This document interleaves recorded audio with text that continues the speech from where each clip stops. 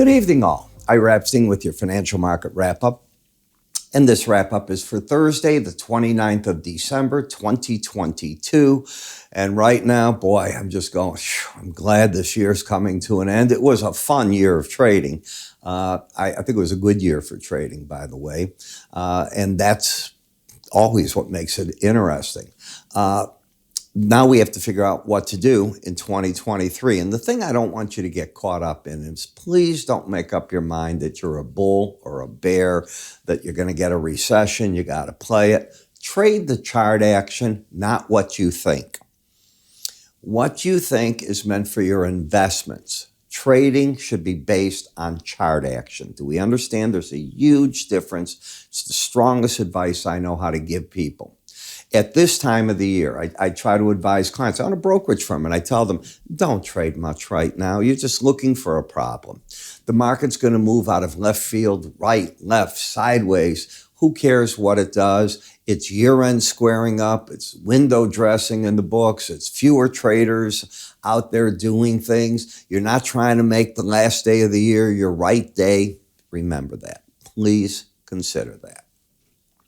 So, having said all that, I will over the weekend put out our weekend edition of the wrap-ups. Remember, we're not open on Monday, so you'll see me again on Tuesday after the weekend edition, and that's how it'll work through there.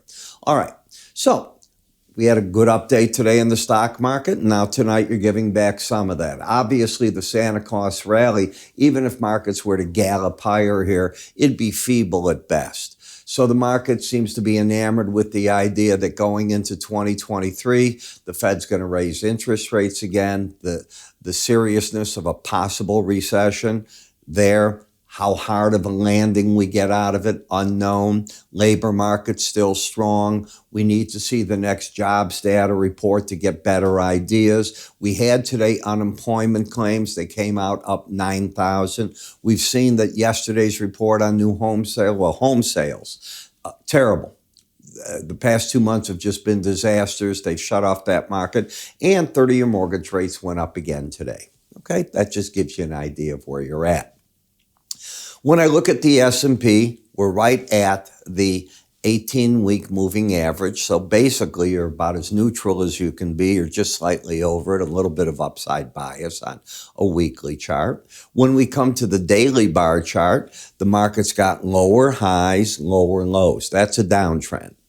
The market is underneath the 18 and the 100-day average. We had a bearish crossover. We went down, made a lower and low on that. We could still make lower lows. Even if you rally and take out the high where the arrow is here, you got pretty serious resistance right up through these levels. And if you drop, the support comes in around 37.72, and you have a market that has the slow stochastics both under the 80 level. Now, at the end of this video, I'm going to show you an ad on the slow stochastic, my course called the Enhanced Bollinger Band. It's the combination of the slow stochastic and Bollinger Bands. Probably the most important piece of technical work I've ever done. And it shows itself year in and year out, the importance of it. At least to me it does, I'll tell you that. And it certainly does in the way that I put out the trades for my subscribers. So as I look at the market right here, you can see both numbers tonight are under 20. But we have to go in and see, were they under 20 the days before? I can't get it done right now the way that this is set up. I'm sorry, but you're embedded. Embedded means that the slow stochastic has the values under 20 at least 3 sessions in a row. And it means that rallies like you're getting right now will be sold by the pros typically. I don't know what they'll do the last trading day of the year, but typically they'll sell a rally like today. There's a way to do it. There's a specific number. It's all taught in the Enhanced Bollinger Band course. They'll get out, being wrong if you get a reading over 21, and they'll look to take profit either at the Bollinger Band or a window envelope. There's 2 numbers that they will look at, and I discussed this all in detail in what we do. You have the Enhanced Bollinger Band in the NASDAQ. So far, all that I'm seeing with the rally that we're getting is a bear market rally that I think the pros in a normal time would sell into. I don't know what they'll do the last trading day of the year. I don't pretend to. If you get a reading over 21, they'll be short covering. If you don't, I wouldn't be surprised that you go back to the lower Bollinger Band.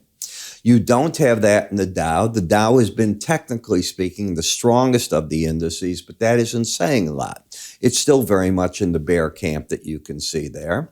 The Russell, fighting a battle, doesn't want to stay embedded. So it's really the NASDAQ and the S&P that are the two most bearish of the markets. This is fighting a battle to not be embedded, and I can see that. And when you go to the VIX, it's a big nothing. It's been useless as an indicator. It started going sideways the beginning of December. It did a nice job on the break. It was trending. It stopped trending since then. So we've gone literally the whole month with no trend to speak of whatsoever. In the bonds and notes, you are doing the embedded reading, which means rallies in this market likely to be sold over the next 24 hours. 10-year note could be the same thing there. In the dollar index, you had an outside day up, you came down today and you took out that low. This is unusual. I teach what that often means in my outside day course that most of you just got. Take a look at it. You'd have to now get back over the highs of Wednesday in order to say the market's not going to come down back to the 103.23 level. In the eurocurrency, you had an outside day down and you went for the highs. So now unless you take out the lows of Wednesday, the odds favor that the market's going to try to go to the upper Bollinger Band. Whipsaws, that's what you're getting right now, typical at the end of the year. The British pound remains bearish and may get even more so as it's trying to develop the embedded reading. If it does and the stochastics lock in, the trade, I think, would then be an aggressive seller against the 200-day average, looking for the market to go even lower. We have been fighting since mid-December at this 200-day average, and the market's gotten under it and stayed under it. That's a bearish configuration. The next leg, if this market's going to get real bearish, would be the 18-day average of closes crossing the 200. That could be a real bad number for this market. In Bitcoin, it is sideways action. The market's going to wait and see first January 3rd hearing of Mr. Fried, and then they will figure out what they do. Is he going to plead guilty? I doubt it. People that even get caught with a gun in their hand and shoot somebody in front of hundreds of people say they're not guilty, you know. So they'll probably make them work for it. He's got, obviously, his partner in life, his girlfriend, and his who is also in his company, and his number two man. They have turned on him according to state evidence from the feds. We'll see what that does for the plea deal. Maybe he's working on a plea deal now at the Fed. That would be the best thing for everybody. No trial, just get done with it. And say wherever the monies are, if anybody can figure it out. Brent versus WTI, look at how you're narrowing in. And of course, the big question facing traders now is how bad is the situation in China? How long of a delay before this wave of COVID comes to an end and the factories can reopen, cities get back to normal life? My own guess is it's very bad right now. And with that bad, you don't get the demand at this point, but it's probably forthcoming.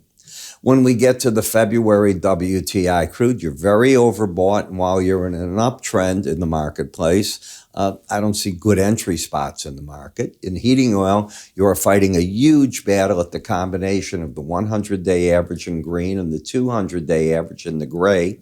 The trend is up, big demand. We are 61, 62 degrees in Chicago. I think this could be a record. We were just freezing. Remember, we were in the deep freeze? Now there are people out on the streets today with no jackets on. Everything's melting. It's melted. I went out just a little while ago. It's unbelievable. We'll be back to more normal temperatures in the 40s tomorrow, but this is hard to believe, this swing. And remember, Chicago doesn't make heating oil, all right? It's just one market. Denver had 10 inches plus of snow today. In nat gas, I think I've been right on the money here telling you, hey, you get this type of cold weather that we had in the United States, and you can't rally the market during that, game over. And this warmth that we're getting, this brief warmth, that's even more bearish for this market. You had a good draw. You took, I think, 213 billion cubic feet out of the market. And what did you do today? You were down. The market's not accepting it. The market is saying we just don't have the demand that we should have for the market. And until this play finds wherever our value is, it's more selling ahead. Market will tell us. You'll get out of nowhere a big correction and the market will take off on you. So I want to wish one and all, if you don't see me before the beginning of the year, a great new year. I will put out the weekend edition for you of this. Take a look now at the Enhanced Bollinger Band course. Do yourself a favor. Learn, take the course. Take care. Welcome. I'm Ira Epstein, and I'm here to talk about my Enhanced Bollinger Band course. Now, many of you have taken my regular charting course, and if not, you might think you know something about Bollinger Bands. As you know, Bollinger Bands are an algorithm designed to keep the market trading within it 95% of the time. And on a chart, it will offer on the top part resistance, on the bottom support, and the idea is the market will travel within them. We know that sometimes it latches onto that band, goes up or goes down. Well, how do you play with that? Can you pyramid the positions off that type of thinking? Well, I've applied all three of these into 13 different videos that teach you my concept of it. And from that concept, you're able to work with weekly charts and or daily charts. The 13 videos, each about 7 minutes long. The idea here is not to put you in school forever, but to teach. Now, if you haven't tried my complete futures research, I throw that in as well. Whether you've tried this or not, I think it's worth taking a look at. I think you're going to learn something from there. That research, by the way, covers twice daily market updates for you and access to what I call window envelope numbers, which I think are very important when looking at these Bollinger Bands. The next part is a trial to our charting software so you can make your charts look the same way that mine do. It's that simple. Where do you go with it and how do you get all this? It's simple. You go to our website, www.iraepstein.com. If you go to the word education, everything you need is answered there. You can also call my staff. They'll be happy to help you get set up. I'm Ira Epstein on the road to your education.